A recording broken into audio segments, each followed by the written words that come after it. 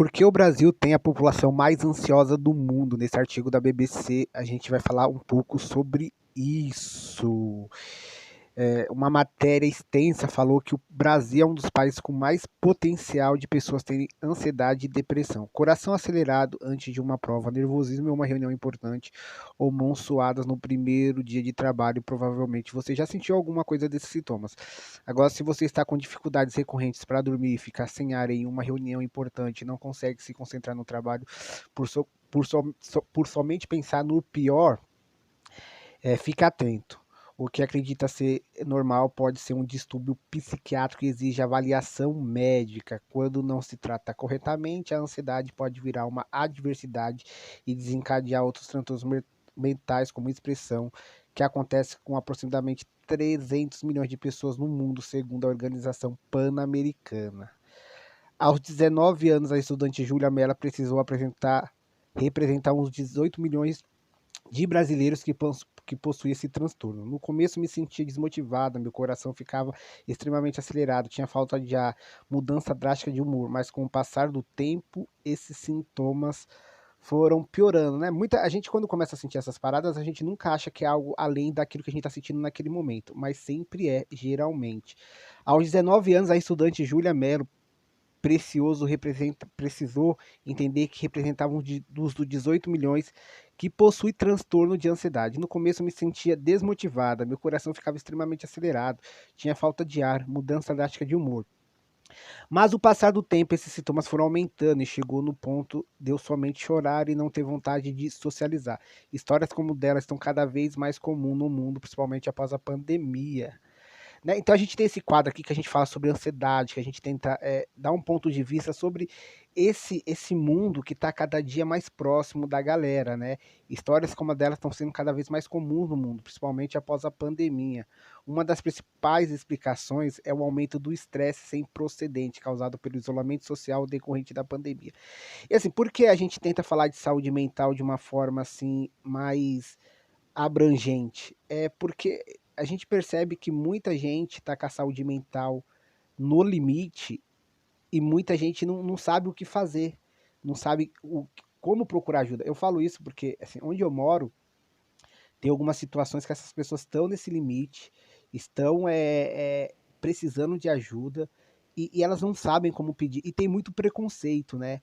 Aquela parada de, é frescura, isso aí tá fazendo isso, aí eu tá falando isso para se vitimizar. E isso é muito real, né? Principalmente na periferia. A periferia não fala muito de saúde mental. E quando fala é de uma forma muito preconceituosa. Tem muito, gente, tem muito. Porque assim, porque a saúde mental ela vem avançando no mundo, mas ao mesmo tempo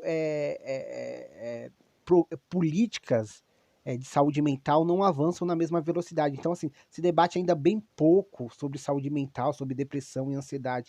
E cada dia mais pessoas vão passando por isso sem entender muitas vezes o que está acontecendo, porque elas, em volta, elas não têm essa informação, não se fala muito sobre isso. Você não vê comercial, você não vê abordagem.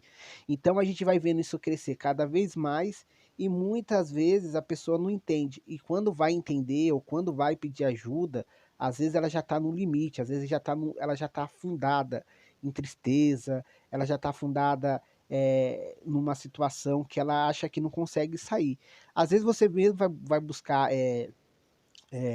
marcar uma consulta no posto, é muito difícil, é muito demorado. A pessoa vai a primeira vez no posto de saúde marcar uma consulta, já com receio, porque ela mesma tem preconceito. Ah, será que eu tô ficando doida? Será que. Sabe? Então a pessoa vai marcar, tem uma dificuldade muito grande mesmo.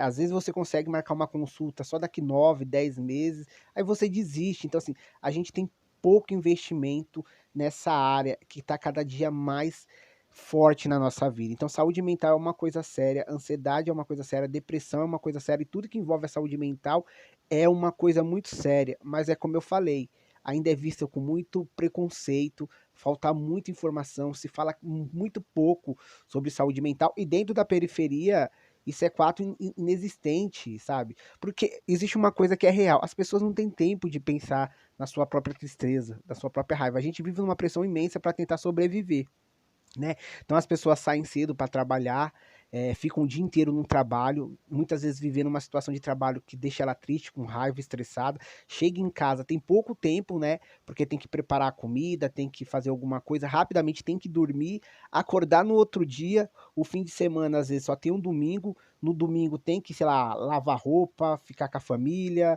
tentar fazer alguma coisa. Então, assim, a gente não tem tempo de olhar pra gente. Esse é o grande problema. A gente não tem tempo de olhar pra gente. Então, assim, a gente vai desenvolvendo tristeza, raiva, estresse, e cada vez vai aumentando, aumentando, aumentando, e a gente não tem tempo de se olhar, de tentar se curar, de procurar ajuda, ou de entender o que está acontecendo.